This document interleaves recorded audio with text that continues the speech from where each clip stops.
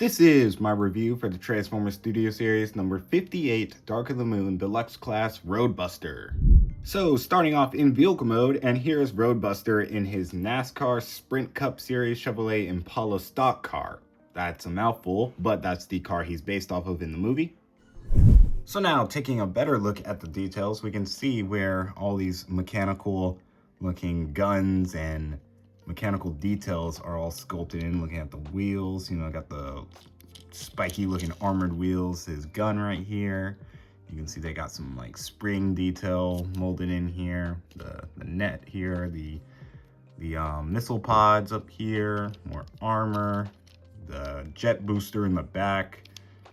It's a very nicely detailed vehicle mode, and honestly, I really like the look of it.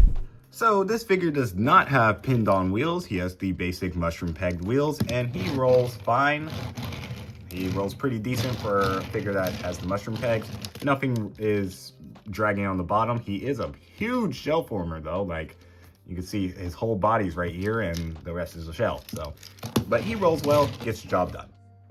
One thing I like to mention is on my copy, I don't remember exactly if this was a widespread issue, but whenever you can't really click the backpack in to the this part up here because it just like pops out, like you see right here, it just pops right out.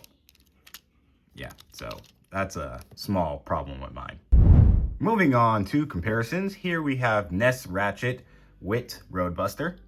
We have Studio Series Jolt, Studio Series Optimus Prime, who is actually a little bit too small. I believe that this Prime is definitely bigger than, it's supposed to be bigger than this figure right here.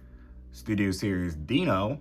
I don't have the Dark of the Moon Sideswipe, but here's the Revenge of the Fallen version. And just like Sideswipe, here is Revenge of the Fallen Bumblebee. So now, moving on to robot mode. So now here is Roadbuster in his robot mode. So taking a closer look at the details here, you can see he has some nice sculpting in his face here. His little gun is also nicely detailed. Got all the mechanical, nice looking details here. I actually added a little bit of paint to his chest, so it does look a little darker than it originally was. But he has a lot of nice overall sculpting and metal details built in here. And you can see his huge backpack, this thing is massive. It's really, really big. And you see that's where all of the car went, which sucks mainly because none of the other wreckers actually has a backpack as big as Roadbuster, or at least not that I know of. I don't remember or recall them having a backpack that big. But other than that, we are going to be moving on to articulation.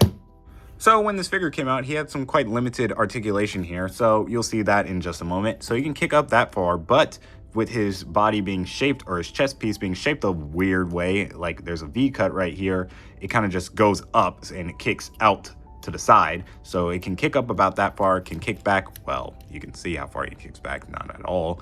His knee can bend at almost 90 and yeah, a little bit more than 90 degrees right here.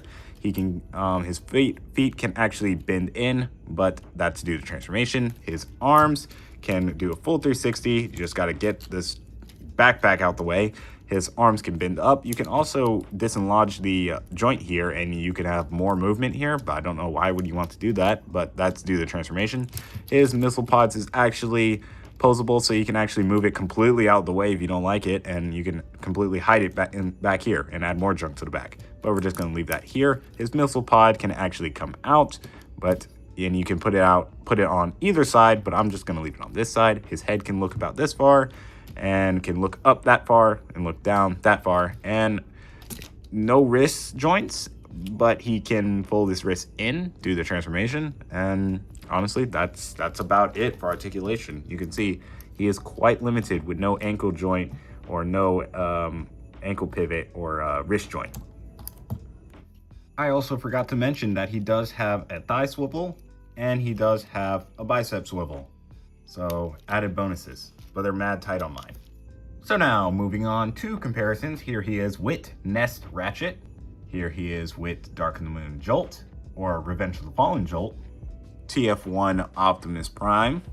One of my personal favorites, Revenge of the Fallen Sideswipe. Almost forgot about this guy, Studio Series Dino. And the last one, Revenge of the Fallen Bumblebee. So that's my review on the Transformers Studio Series number 58 Dark of the Moon Roadbuster. Let me know what you guys think about this figure down in the comments down below. Actually, let me know if you guys have this figure, and also don't forget to like and subscribe. I'm actually very close to 1,000 subscribers, and if you guys can help me get there, that would be amazing. So anywho, thank you guys all for watching, and I'll catch you in the next one.